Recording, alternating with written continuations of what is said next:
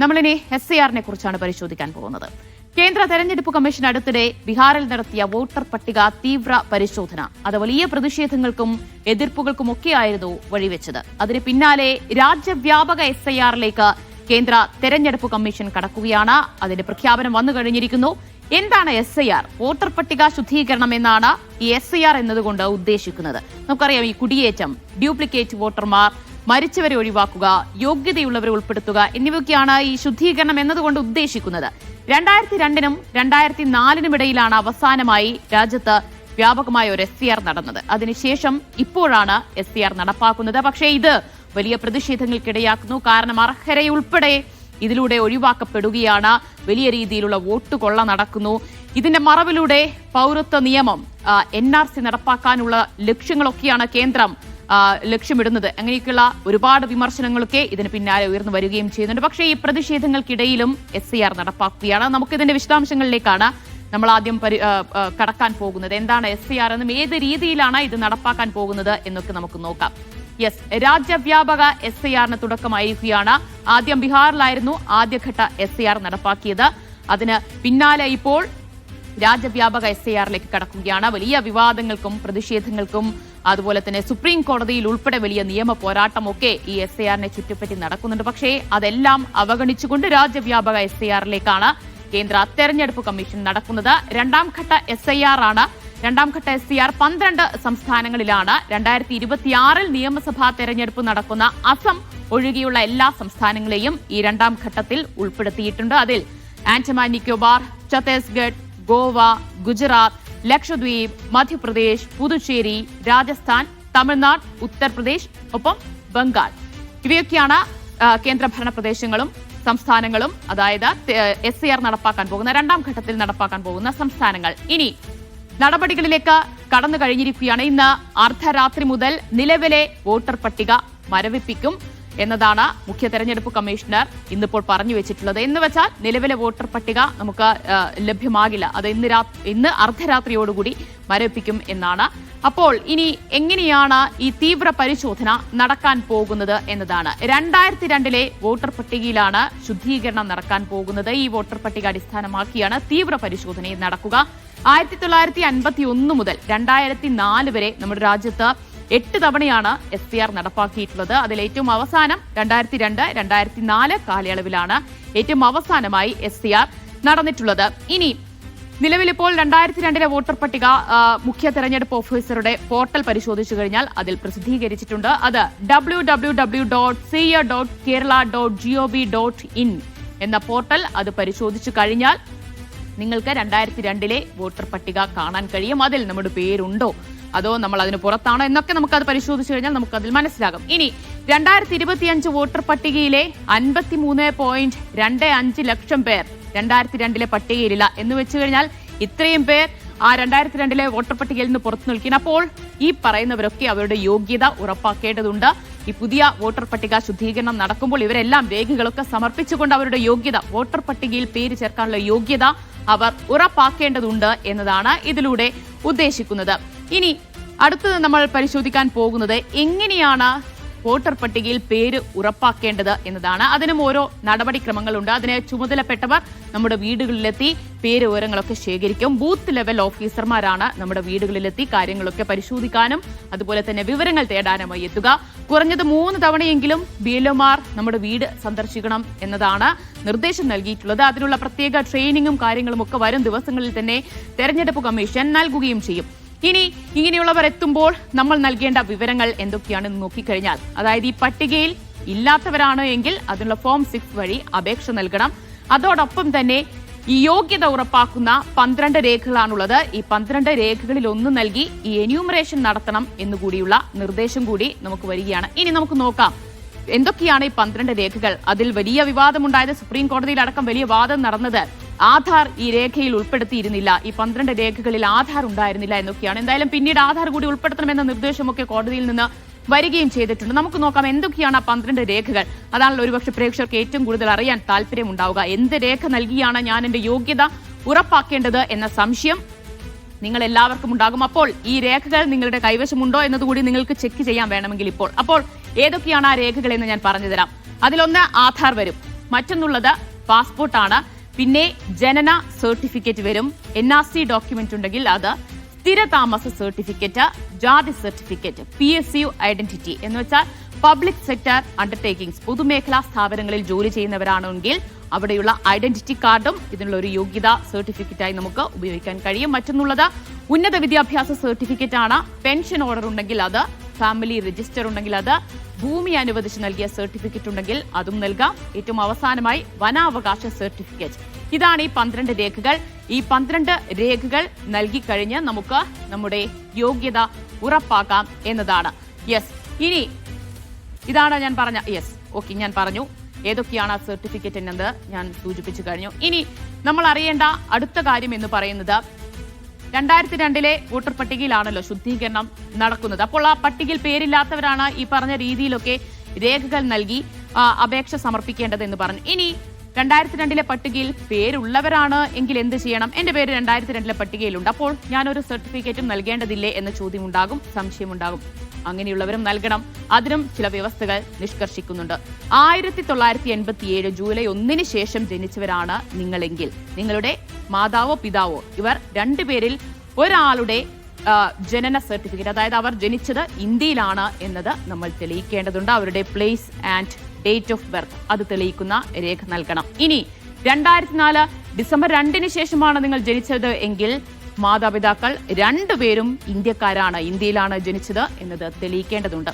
എന്തുകൊണ്ടാണ് അങ്ങനെ ഒരു വ്യവസ്ഥ എന്ന സംശയമുണ്ടാകും.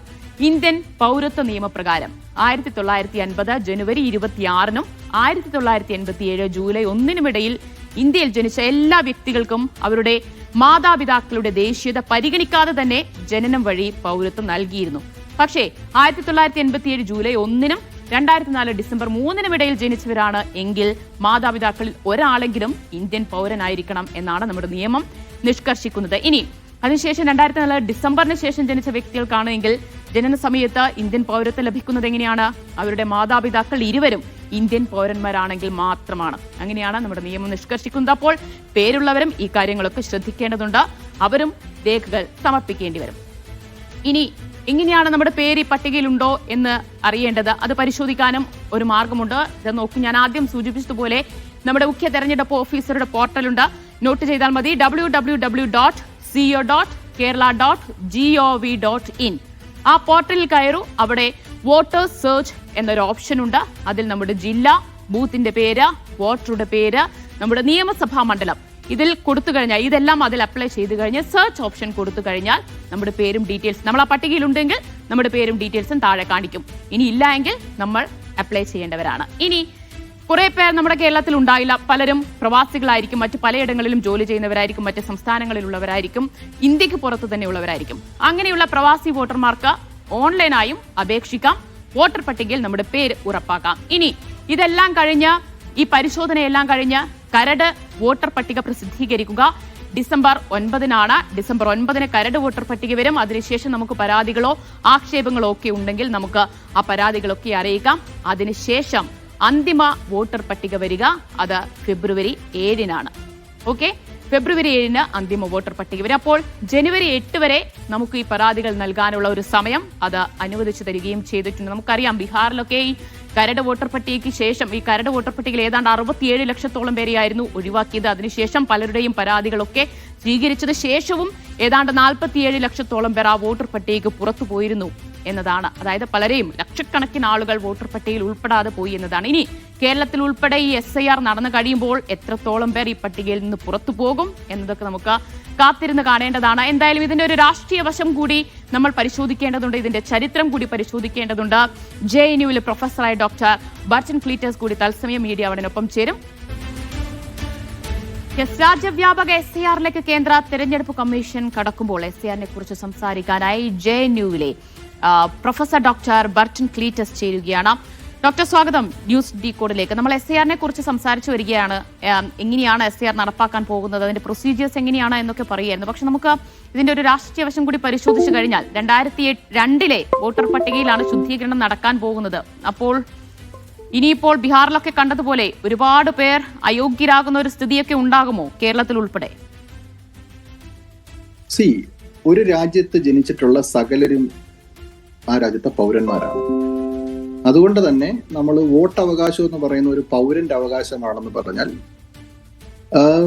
അത് എല്ലാവർക്കും സാധ്യമാക്കേണ്ടതാണ് ചെയ്യേണ്ടത് സാധാരണഗതിയിൽ. ഉദാഹരണത്തിന് ഇപ്പൊ ഇന്ത്യയിൽ വിദേശികളുടെ നമ്മൾ എന്തെന്ന് പറഞ്ഞാലും വിദേശികളുടെ സാന്നിധ്യം ഇവിടെ മറ്റ് രാജ്യങ്ങളിലെ പൗരന്മാർ തീരെയും കുറഞ്ഞ ഒരു രാജ്യമാണ് നമ്മൾ അമേരിക്കയിൽ ഉള്ള ഇന്ത്യൻ പോപ്പുലേഷൻ, ഓസ്ട്രേലിയയിലുള്ള ഇന്ത്യൻ പോപ്പുലേഷൻ, ഇംഗ്ലണ്ടിലുള്ള ഇന്ത്യൻ പോപ്പുലേഷൻ, അല്ലെങ്കിൽ മറ്റ് രാജ്യങ്ങളിലെ പോപ്പുലേഷനൊക്കെ അവിടെ തന്നെ ഉണ്ട്, ഇന്ത്യക്കാർ ഉൾപ്പെടെ ഉള്ളത്. അവർക്കെല്ലാം അവിടെ തന്നെ സിറ്റിസൺഷിപ്പ് ഉണ്ട്, അവർക്ക് അവിടെ വോട്ടവകാശമുണ്ട്, അങ്ങനെ പലതും ഉണ്ട്. അപ്പൊ അതുകൊണ്ട് തന്നെ ഇന്ത്യയിലെ ജനാധിപത്യ പ്രക്രിയയെ കുറിച്ച് നമ്മൾ പറയുമ്പോൾ മറ്റ് രാജ്യങ്ങളിൽ നിലനിൽക്കുന്ന ജനാധിപത്യ പ്രക്രിയയും ആ ജനാധിപത്യ പ്രക്രിയയിൽ പങ്കെടുക്കുന്നവരെ കുറിച്ചുമൊക്കെ ഒന്നൊരു ധാരണ നമുക്ക് ഉണ്ടാകുന്നത് നല്ലതാണ്. അതുകൊണ്ട് തന്നെ ഒരു രാജ്യത്തിലെ തെരഞ്ഞെടുപ്പ് പ്രക്രിയയുടെ ആദ്യം തുടക്കം എന്ന് പറയുന്നത് സാർവത്രികമായ ജനങ്ങൾക്ക് തെരഞ്ഞെടുപ്പ് പ്രക്രിയയിൽ ഭാഗമാകാൻ അവസരം കൊടുക്കുക എന്നുള്ളതാണ്. ഇൻക്ലൂസീവ് പ്രോസസ്സിലൂടെയാണ് നമ്മളൊരു തെരഞ്ഞെടുപ്പ് കമ്മീഷന്റെ തെരഞ്ഞെടുപ്പ് പ്രക്രിയയും അതിലേക്കൊക്കെ ആൾക്കാരെ കൊണ്ടുവരികയും ചെയ്യേണ്ടത്. അതുകൊണ്ട് തന്നെ അവർക്ക് അടിസ്ഥാനപരമായിട്ടുള്ള ഏതെങ്കിലും ഒരു ഡോക്യുമെന്റിന്റെ അടിസ്ഥാനത്തിലാണ് നിങ്ങൾക്ക് ഏതെങ്കിലും ഒരു ഡോക്യുമെന്റ് വേണം. ആ ഒരു ഡോക്യുമെന്റിന്റെ അടിസ്ഥാനത്തിൽ നിങ്ങൾക്ക് അവർക്ക് ഈ വോട്ടർ പട്ടികയിൽ നിങ്ങൾക്ക് അവസരം കൊടുക്കണം. കാരണം എന്ന് പറയുന്നത് ഇത് യൂണിവേഴ്സൽ അഡൽട്ട് ഫ്രാഞ്ചൈസ് വോട്ടവകാശമാണ്. ഇത് മറ്റ് പല കാര്യങ്ങൾക്ക് ഉപയോഗിക്കുന്ന ഡോക്യുമെന്റുകളിൽ നിന്ന് വ്യത്യസ്തമായിരിക്കണം ഇത്. ഉദാഹരണത്തിന് നമുക്ക് ഒരു റേഷൻ കാർഡിന് വേണ്ടിയോ അതല്ലെങ്കിൽ റിസർവേഷന് വേണ്ടിയോ ഒക്കെ ഉപയോഗിക്കുന്നതിന് സാമ്പത്തികമാകാം, ജാതി ഡോക്യുമെന്റ് ആകാൻ പല പല ഡോക്യുമെന്റ് ആവശ്യമുണ്ട്. ആ രീതിയിലുള്ള ഡോക്യുമെന്റ് ഇതിന് ആപ്ലിക്കബിൾ ആകരുത്. അതുകൊണ്ടാണ് ഇത് ടോട്ടൽ ഇൻക്ലൂസീവ് ആവണമെന്ന് പറയുന്നത്. പക്ഷേ തെരഞ്ഞെടുപ്പ് കമ്മീഷന്റെ ഈ പ്രക്രിയയുടെ തുടക്കം എന്ന് പറഞ്ഞാൽ ഈ രാജ്യത്തിലുള്ള ജനങ്ങളൊക്കെ തന്നെ ഈ രാജ്യത്തിലെ പൗരന്മാരല്ല. അതുകൊണ്ടാണ് നിങ്ങൾ പൗരത്വം തെളിയിക്കേണ്ടി വരുന്നത്. അതുകൊണ്ടാണ് നിങ്ങൾക്ക് ഉള്ള ഡോക്യുമെന്റ്, കാരണം സുപ്രീം കോടതി ഇടപെട്ടിട്ടാണ് ആധാറിനെ പോലും ഇവർ അംഗീകരിച്ചത്. കേന്ദ്ര സർക്കാർ കൊടുക്കുന്ന ഒരു ഡോക്യുമെന്റ് പോലും ഇവര് അംഗീകരിക്കാത്തതിന്റെ ഒരു പ്രധാന കാരണം എന്ന് പറയുന്നത് നിങ്ങൾ പൗരന്മാരല്ല എന്ന് പറയുന്ന ഒരു തുടക്കത്തിൽ നിന്നാണ്. തുടങ്ങിയ മറ്റു കാര്യങ്ങളൊക്കെ തന്നെ പറയുന്നത് നിങ്ങൾ തെളിയിക്കണം നിങ്ങളുടെ പേരൻസ് ഇവിടെ ജനിച്ചതാണ്, അതല്ലെങ്കിൽ സർ ഇവിടെ പറയുന്നത് 1987 ജൂലൈ 1 ശേഷം ജനിച്ചവരാണോ എങ്കിൽ മാതാപിതാക്കളിൽ ഒരാളുടെ രേഖ നൽകേണ്ടതുണ്ട്. അത് 2004 ശേഷമാണെങ്കിൽ മാതാപിതാക്കൾ രണ്ടുപേരുടെ രേഖയ്ക്ക് നൽകണമെന്ന് പറയുന്നു. അപ്പോൾ ഇതൊക്കെ നമുക്ക് നമ്മുടെ പ്രായമായ അച്ഛനമ്മമാരായിരിക്കും, അവരുടെയൊക്കെ രേഖയൊക്കെ ഒപ്പിച്ചെടുക്കുക എന്ന് പറയുന്നത് അതൊക്കെ പ്രായോഗികമായി ബുദ്ധിമുട്ടുള്ള ഒരു കാര്യമായിരിക്കില്ലേ? അതെ. അപ്പൊ അതുകൊണ്ട് തന്നെ ഞാൻ പറയുന്നത് യഥാർത്ഥത്തിൽ ഇത് വോട്ടവകാശത്തിന്റെ രേഖയല്ല ഇത് അവർ ചോദിക്കുന്നത്. വോട്ടവകാശം നിങ്ങൾ പൗരനാണോ എന്നുള്ള രേഖയാണ് ഈ ഇലക്ഷൻ കമ്മീഷനിലൂടെ നിങ്ങൾ ചോദിക്കുന്നത്. നമ്മൾ പൗരനാണ്, ഈ രാജ്യത്തിൽ അവകാശമുള്ള ഒരു രാജ്യത്തിന്റെ ഒരു പൗരനാണെന്നാണ് നിങ്ങളോട് തെളിയിക്കാൻ പറയുന്നത്. അതായത് NRC നടപ്പാക്കുകയാണ് ഇതിന് പിന്നിലൂടെ ഉദ്ദേശിക്കുന്നത്. അതെ, ഇത് ഇത്തരത്തിലുള്ള സ്പെഷ്യൽ റിവിഷനെ നമ്മൾ മനസ്സിലാക്കണമെങ്കിൽ ഈ NRCയും CAA തുടങ്ങിയിട്ടുള്ള ഇതിന് മുൻപേ നടത്തി നോക്കില്ല ആരാണ് ഇന്ത്യയുടെ പൗരൻ എന്നുള്ള അവർ ചോദിച്ച ചോദ്യത്തിന്റെ തുടർച്ചയായിട്ട് വേണം നമ്മൾ അതിനെ കാണാൻ. കാരണം NRCയിലും CAAയിലും പറഞ്ഞത് ഹിന്ദുവായിട്ട് ജനിച്ചിട്ടുള്ള എല്ലാവർക്കും ഈ രാജ്യത്ത് അവകാശമുണ്ട്. കാരണം ഈ രാജ്യത്തുള്ള ഹിന്ദുക്കൾ അഫ്ഗാനിസ്ഥാനും പാകിസ്ഥാനിലും ശ്രീലങ്കയിലും ഒക്കെയുള്ള സ്ഥലങ്ങളിൽ നിന്ന് ഇന്ത്യയിലേക്ക് വരുന്ന ഹിന്ദുവാണെങ്കിൽ മുസ്ലിം ഒഴിച്ചിട്ടുള്ള എല്ലാവർക്കും ഈ രാജ്യത്തിലെ പൗരനാകാനുള്ള അവകാശവും ഫെസിലിറ്റിയും ചെയ്തു കൊടുക്കുകയാണ്. അപ്പോഴാണ് നമ്മളോട് പറയുന്നത് ചിലർക്ക് ഇതിനകത്ത് അവകാശമില്ല. നിങ്ങൾ തുടക്കം മുതൽ അപ്പൊ ഇതൊരു സംശയത്തിന്റെ അടിസ്ഥാനത്തിലായിരുന്നു വരുന്നത്. ഈ രാജ്യത്തുള്ള ന്യൂനപക്ഷങ്ങളുടെ പൗരത്വത്തെ കുറിച്ചിട്ടുള്ള സംശയങ്ങൾ ഉന്നയിച്ചിട്ടാണ് ഈ പറഞ്ഞ സ്പെഷ്യൽ ഇലക്ഷൻ റിവിഷൻ വരുന്നത്. ഇപ്പം ബീഹാറിൽ നിന്നുള്ള ഒക്കെയുള്ള കണക്കുകൾ നമ്മൾ കരുതുന്നത് ഈ സുപ്രീം കോടതി ഇടപെട്ടില്ലായിരുന്നുവെങ്കിൽ ഇവര് ഇതിന്റെ ഡേറ്റ പ്രസിദ്ധീകരിക്കത്തില്ല. അപ്പൊ ഇതെല്ലാം ഒരു സംശയത്തിന്റെ അടിസ്ഥാനത്തിലാണ്. ഇത് സീക്രട്ടീവ് ആയിട്ടാണ് നടക്കുന്നത്. ഈ 65 ലക്ഷം പേരെ ഒഴിവാക്കുന്നു, അതാരാ ഒഴിവാക്കിയെന്ന് അറിയാൻ കഴിയുന്നില്ല. സുപ്രീം കോടതി എടുത്തിട്ടത് ഇത് പ്രസിദ്ധീകരിക്കാൻ പറയുന്നു. എന്നിട്ടും ഒരുപാട് പേരെ വലിയ അളവിൽ ഒഴിവാക്കിയിട്ടുണ്ട്. ഡോക്യുമെന്റ് ഇല്ലാത്തതിന്റെ പേരിലാണ് നിങ്ങൾ ഒഴിവാക്കുന്നത്. ആർക്കാണ് ഈ രാജ്യത്ത് ഡോക്യുമെന്റ് ഉള്ളത്? ഇപ്പോഴും ഭൂരിപക്ഷം പേരും ഇല്ലിറ്ററേറ്റ് ആയിട്ടുള്ള അക്ഷരാഭ്യാസം ഇല്ലാത്തവർ ജീവിച്ച ഒരു സ്ഥലമാണ് ഈ ബീഹാർ UP ബെൽറ്റിലൊക്കെ എന്ന് പറഞ്ഞു കഴിഞ്ഞാൽ നമുക്ക് ഇതുപോലെ സാക്ഷരതയൊന്നും ഒരു വലിയ അളവ് വരെ എത്തിയിട്ടൊന്നുമില്ല. ആൾക്കാർ മൈഗ്രേറ്റ് ചെയ്യുന്നു, ആൾക്കാർക്ക് അങ്ങനെ വസ്തുക്കളില്ല, ആൾക്കാർക്ക് ഡോക്യുമെന്റുകളില്ല. അപ്പൊ ഡോക്യുമെന്റ് ഇല്ലാത്ത ഒരു ജനത ഇപ്പം ഈ വികസിത രാജ്യമോ അല്ലെ അണ്ടർ ഡെവലപ്ഡ് ആയിട്ടുള്ള ഒരു രാജ്യം എന്ന് പറയുന്ന ഇന്ത്യയുടെ ഒരു സ്റ്റേറ്റസ് നിലനിർത്തിട്ട് അതേ ജനത്തോടാണ് ചോദിക്കുന്നത് നിങ്ങൾ ഡോക്യുമെന്റുമായിട്ട് വരാൻ. അപ്പം ഈ ഒരു സാഹചര്യത്തിലാണ് ഇലക്ഷൻ കമ്മീഷൻ മുന്നോട്ട് പോകുന്നത്. അപ്പൊ ഇലക്ഷൻ കമ്മീഷന്റെ പല കാര്യങ്ങളും സംശയ നിലയിലാണ്. അതൊന്നും ഒരു സംശയമില്ല. കാരണം കർണാടകയിൽ ഇലക്ഷനുമായി ബന്ധപ്പെട്ട് പ്രതിപക്ഷ നേതാവ് ഉന്നയിക്കപ്പെട്ട ഒട്ടനവധി ആരോപണങ്ങളുണ്ട്. ഈ ആരോപണങ്ങൾ ഒരു പ്രതിപക്ഷ നേതാവിന് ഉന്നയിക്കാം. അപ്പോൾ ഉന്നയിക്കുന്ന സമയത്ത് തെരഞ്ഞെടുപ്പ് കമ്മീഷൻ ആ ആരോപണങ്ങൾക്ക് ശരിയാണ്. താങ്കൾ പറഞ്ഞതുപോലെ തന്നെ ബീഹാറിനെയും UP മധ്യപ്രദേശൊക്കെ വെച്ച് നോക്കുമ്പോൾ സാക്ഷര കേരളമാണ്. ഇക്കാര്യത്തിൽ കുറെയൊക്കെ ധാരണ, അവബോധം നമ്മുടെ ആളുകൾക്കുണ്ട്. പക്ഷേ എങ്കിലും ഇതുപോലെയുള്ള സർട്ടിഫിക്കറ്റുകൾ, അപേക്ഷകൾ ഈ രീതിയിലൊക്കെയാണ് പ്രൊസീജിയേഴ്സ് മുന്നോട്ട് പോകുന്നതെങ്കിൽ കുറേയേറെ പേർ, ലക്ഷക്കണക്കിന് പേർ കേരളത്തിലും ഈ പട്ടികയ്ക്ക് പുറത്തു പോകാനിടയുണ്ടാകില്ലേ? തീർച്ചയായിട്ടും നിങ്ങൾ രേഖകൾ കൊടുത്ത ഇതിനകത്തുള്ള പ്രശ്നം എന്ന് പറഞ്ഞാൽ ഒരുപാട് പേര് പുറത്താകുമെന്ന്. രണ്ടാമത്തെ കാര്യം എന്ന് പറഞ്ഞാൽ നിങ്ങൾക്ക് പൗരത്വം തെളിയിക്കാനാണ് പറയുന്നത്. ഇലക്ഷൻ കമ്മീഷനെയും തെരഞ്ഞെടുപ്പിന്റെയും മറവിൽ നിങ്ങളോട് കേന്ദ്ര സർക്കാരിന്റെ കീഴിലുള്ള ഒരു ഓട്ടോണമസ് ബോഡി ആയിട്ടുള്ള നിഷ്പക്ഷമായി പ്രവർത്തിക്കേണ്ടതായിട്ടുള്ള ഒരു ബോഡി നിങ്ങളോട് പറയുകയാണ്, നിങ്ങൾക്ക് ഇതുവരെ ഉണ്ടായിരുന്ന ഇലക്ട്രൽ റൂൾസ് അസാധുവാക്കുകയും അത് മരവിപ്പിക്കുകയും ചെയ്തിട്ട് നമ്മൾ പുതിയൊരു പ്രക്രിയയിലൂടെ വരികയാണ്. പുതിയൊരു പ്രക്രിയയിലൂടെ നിങ്ങൾ ഡോക്യുമെന്റ് വഴി നിങ്ങളുടെ പൗരത്വം തെളിയിക്കുക. അതിനകത്ത് നമ്മൾ തെരഞ്ഞെടുപ്പിൽ പങ്കെടുക്കുകയോ നമ്മൾ വോട്ട് ചെയ്യുകയോ എന്നുള്ളതല്ല. നിങ്ങളുടെ പൗരത്വം തെളിയിക്കാനായി രാജ്യത്തിലെ ജനങ്ങളോട് പറയുന്ന പ്രക്രിയയാണ് ഇവിടെ നടക്കുന്നത്. യെസ്, ആ പ്രക്രിയ തന്നെയാണ് വലിയ ആശങ്കയ്ക്കിടയാക്കുകയും ചെയ്തിട്ടുള്ളത്. വളരെയധികം നന്ദി ഡോക്ടർ ബച്ചൻ ക്ലീറ്റസ് മീഡിയ വണിനൊപ്പം ചേർന്നതിന്. എന്തായാലും ഇവിടെ ഇപ്പോൾ വോട്ടർ പട്ടികയിലെ യോഗ്യത അത് ഉറപ്പാക്കേണ്ട ബാധ്യത അത് ഓരോ പൗരന്റെയും മാത്രമായി മാറുകയാണ്. എന്ന് വെച്ചു കഴിഞ്ഞാൽ ഇവിടെ പൗരത്വം തെളിയിക്കുക തന്നെയാണ് ചെയ്യുന്നത്. അത് തന്നെയാണ് വലിയ പ്രതിഷേധങ്ങൾക്കും എതിർപ്പുകൾക്കും കാരണമായിട്ടുള്ളത്. പക്ഷേ ഈ എതിർപ്പുകൾക്കിടയിലും രാജ്യവ്യാപക SIR-ലേക്ക് കടക്കുന്നു എന്നതാണ്. കേരളം ഉൾപ്പെടെയുള്ള 12 സംസ്ഥാനങ്ങളിൽ നാളെ മുതൽ അതിനുള്ള നടപടിക്രമങ്ങൾ ആരംഭിക്കുകയും ചെയ്യുന്നു. ഇതോടുകൂടി ന്യൂസ് ഡീകോഡ് പൂർണ്ണമാകുന്നു. ഇടവേള